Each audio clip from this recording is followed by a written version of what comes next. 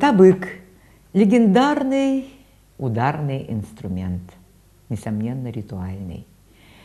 Перед нами цельная распяленная шкура одного коня, по которой, видимо, били стоя двумя колотушками, судя по слову «тавы» – бить передними копытами. Из словаря Эдуарда Карловича Пекарского табык – это огромный бубен, обтянутый цельной конской кожей, который нельзя даже поднять.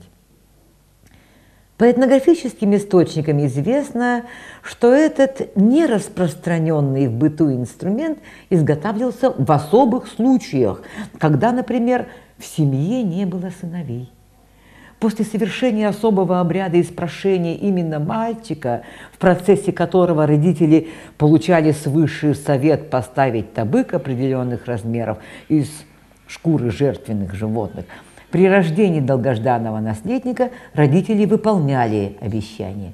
И, говорят, такой табык использовали всего 3 раза в жизни этого вымоленного у божеств и духов мужчины. Первый раз при рождении долгожданного продолжателя рода созывали родственников на пир Малаган, убивали особым способом одну или предписанное количество жертвенных лошадей. Второй раз табык звучал на свадьбе этого молодого человека.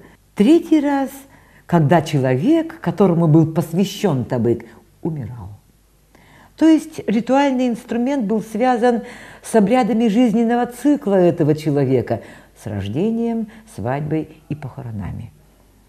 После того, как этот человек умирал, инструмент умолкал. Шкуру сворачивали с почестями за дарование продолжателя рода и отдавали шаману, чтобы тот унес это в тайное место.